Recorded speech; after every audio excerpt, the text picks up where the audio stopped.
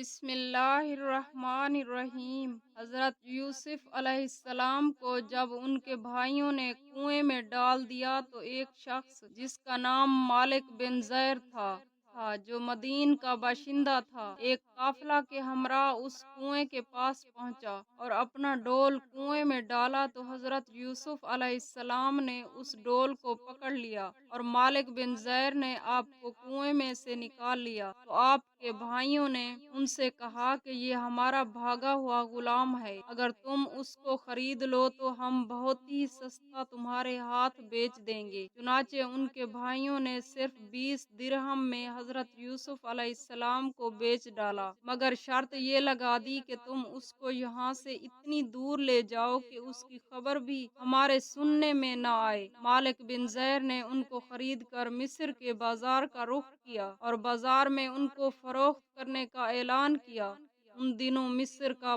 بادشاہ دیان بن ولید املیکی تھا اور اس نے اپنے وزیر اعظم قطفیر مصری کو مصر کی حکومت اور خزانے سونپ دیے تھے، اور مصر میں لوگ اس کو عزیز مصر کے خطاب سے پکارتے تھے۔ جب عزیز مصر کو معلوم ہوا کہ بازار مصر میں ایک بہت ہی خوبصورت غلام فروخت کے لیے لایا گیا ہے اور لوگ اس کی خریداری کے لیے بڑی بڑی رقمیں لے کر بازار میں جمع ہو گئے ہیں، تو عزیز مصر نے حضرت یوسف علیہ السلام کے وزن برابر سونا اور اتنی ہی چاندی اور اتنا ہی مشک اور اتنے ہی حریر قیمت دے کر خرید لیا، اور گھر لے جا کر اپنی بیوی زلیخا سے کہا کہ اس غلام کو نہایت ہی اعزاز و اکرام کے ساتھ رکھو۔ اس وقت آپ کی عمر شریف 13 یا 17 برس کی تھی۔ زلیخا حضرت یوسف علیہ السلام کے حسن و جمال پر فری فتح ہو گئی اور ایک دن خوب بناؤ سنگار کر کے تمام دروازوں کو بند کر دیا اور حضرت یوسف علیہ السلام کو تنہائی میں لبھانے لگی۔ آپ نے معاذ اللہ کہہ کر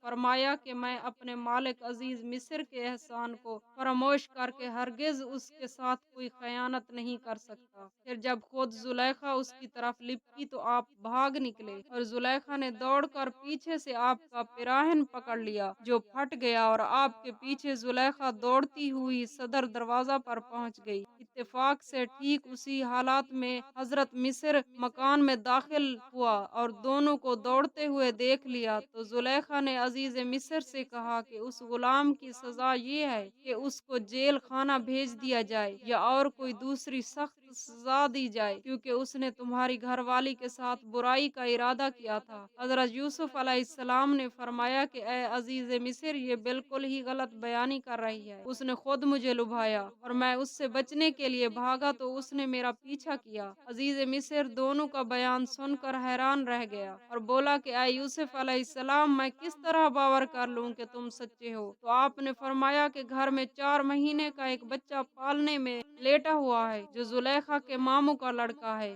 اس سے دریافت کر لیجئے کہ واقعہ کیا ہے۔ عزیز مصر نے کہا کہ بھلا 4 ماہ کا بچہ کیا جانے اور وہ کیسے بولے گا؟ تو آپ نے فرمایا کہ اللہ تعالیٰ اس کو ضرور میری بے گناہی کی شہادت دینے کی قدرت عطا فرمائے گا، کیونکہ میں بے قصور ہوں۔ چنانچہ عزیز مصر نے جب اس بچے سے پوچھا تو اس بچے نے بآواز بلند فصیح زبان میں یہ کہا، گواہی دی اگر ان کا کرتا آگے سے چرا ہے تو عورت سچی ہے اور انہوں نے غلط کہا، اور اگر ان کا کرتا پیچھے سے چاک ہوا تو عورت جھوٹی ہے، اور یہ سچے بچے کی زبان سے عزیز مصر نے یہ شہادت سن کر جو دیکھا تو ان کا کرتا پیچھے سے پھٹا ہوا تھا۔ تو اس وقت عزیز مصر نے حضرت یوسف علیہ السلام کی بے گناہی کا اعلان کرتے ہوئے یہ کہا، بے شک تم عورتوں کا چرتر فریب ہے، بے شک تمہارا چرتر فریب بڑا ہے۔ اے یوسف، تم اس خیال نہ کرو، اور اے عورت تو اپنے گناہ کی معافی مانگ، بے شک تو خطاواروں میں ہے۔